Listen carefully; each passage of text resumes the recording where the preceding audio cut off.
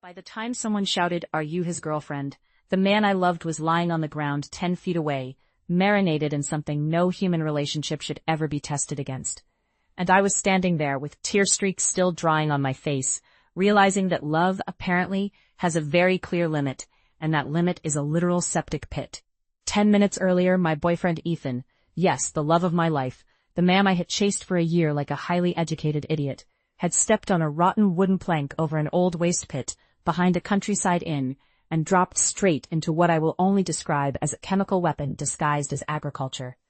And because it had rained the day before, the pit had filled up just enough for him to not die immediately, but also not die quickly, which somehow made everything worse. So he spent a full 10 minutes struggling, resurfacing, disappearing, becoming one with the horror, until a passing villager fished him out with what I'm pretty sure was a literal poop ladle. And now he was lying there, soaked, unconscious, eyelashes clumped together with unholy debris, while I, his girlfriend in name, emotional hostage in practice, stood frozen, thinking back to the day we met in the rain, when he handed me an umbrella like some low-budget rom-com lead, and I, like a complete clown, decided that this slightly damp man in a white shirt was worth sacrificing my dignity, my pride, and apparently my future sanity for.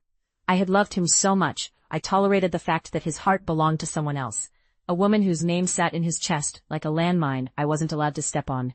And yet I still stayed, still gave, still convinced myself that loving him quietly was enough, because I was clearly born with the emotional decision-making skills of a soggy napkin.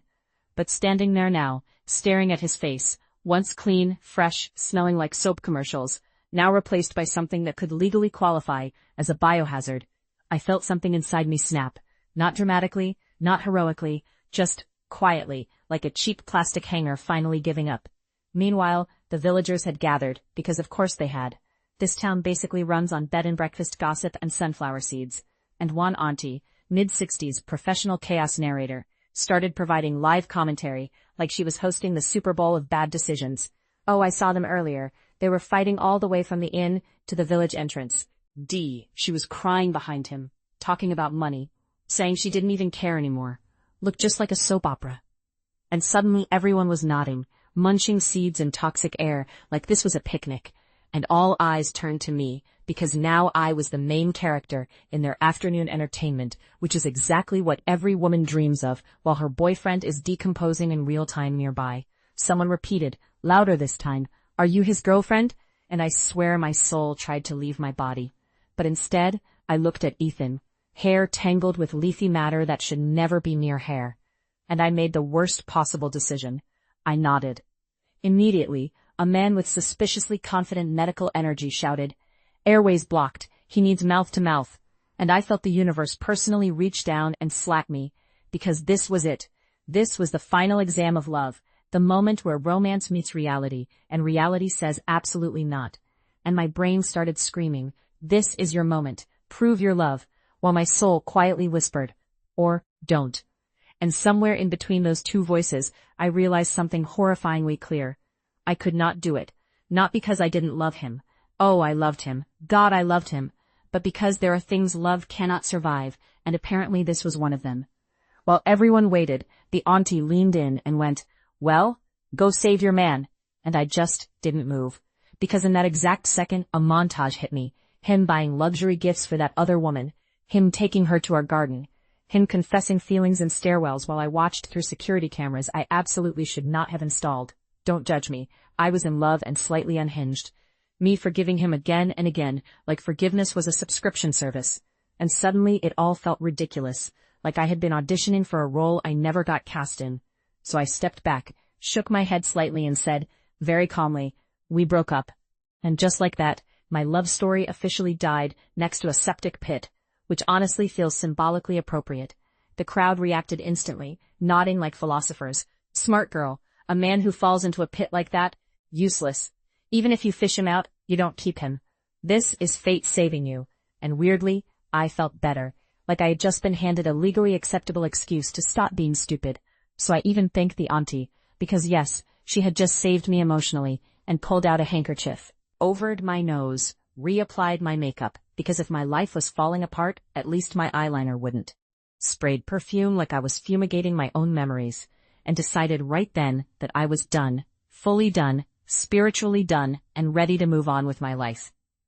I even started planning his post-relationship logistics, because if I was going to end this, I was going to end it efficiently. So I called my family's assistant. Yes, that's a thing, don't worry about it. And calmly began arranging things like cremation options and color preferences, like I was ordering a sad-themed wedding package, which made everyone around me both impressed and slightly concerned. Meanwhile, back at the pit, the old man who had rescued him gave one last heroic attempt, flipped him over with a ladle, and miracle of miracles, Ethan started vomiting out, let's call it regret, which the crowd filmed enthusiastically because nothing says community bonding like documenting a man's lowest possible moment. And just before the ambulance arrived, he showed signs of waking up, which made the situation significantly worse for me, because now I had to deal with him being alive. Fast forward to me retreating to the rapeseed flower fields with my accidental fan club, narrating my tragic love story like a TED Talk no one asked for, conveniently skipping the illegal surveillance part, while the auntie fed me endless sunflower seeds like emotional support snacks. And just when I thought things couldn't get weirder, my family's bodyguard, let's call him Mr. Black Sunglasses, because he refuses to have a personality, arrived calm as ever, reported that Ethan might wake up, and then asked, completely deadpan, after he's cleaned, do you still want him? And I burst into tears, because that question should never exist in any language. From there, things escalated into a full-blown horror game. Ethan, freshly cleaned, showed up outside my room, knocking, calling my name, smelling like a problem that no shower can fix, while I dragged Mr. Sunglasses inside, locked the door, and held my breath like my life depended on it, which honestly, emotionally, it did, because I knew if I saw his face again, I would never recover. He begged, voice trembling, you said you'd love me forever. And I silently screamed back, internally, not like this, not through a door, not after that. While next door, a random guy opened his door, saw Ethan dripping in existential crisis, and immediately slammed it shut, like he had just witnessed a demon. Eventually, Ethan left, probably to process his life choices, and I seized the moment, packed my bags in record time, wrapped myself like a fugitive, and declared we were leaving immediately. Because there are some places you simply don't stay after witnessing what I witnessed. The hallway was a minefield of traces, so Mr. Sunglasses just picked me up like this was a normal Tuesday, carried me through the contamination zone with the precision of a military operation, and I clung to him like my dignity depended on it, which, again, it did, until we escaped through the fire stairs into clean air, where I finally breathed like a human being again, and for a brief moment, everything felt calm, until we hit the lobby, where the woman Ethan actually loved, the one he'd been chasing, stood waiting, looking perfectly composed and morally superior, and said, wow, he just fell and you abandoned him? Love really is fragile. And I, exhausted beyond reason, simply replied, yes, it is, because I was not about to defend my decision to anyone who had not just witnessed a man become one with a septic ecosystem. Mr. Sunglasses then did something unexpected. He covered my ears and said something to her that I never heard, but judging by the immediate mass vomiting of everyone in the lobby, I can only assume it involved details no human brain should process. And before I could ask, the elevator dinged. Ethan reappeared, clean but spiritually ruined, begging for another chance, and I did what any sane person would do. I ran, straight into Mr. Sunglasses' arms, who carried me out like we were escaping a burning building, threw me into the car, and drove off, while Ethan chased behind us yelling, which would have been romantic in literally any other context. But here just felt like a horror movie sequel I refused to watch. As we drove away, I noticed the car filled with roses. He had prepared them while I was showering, and I realized, through the emotional wreckage and lingering trauma, that somewhere along the way I had accidentally upgraded my life.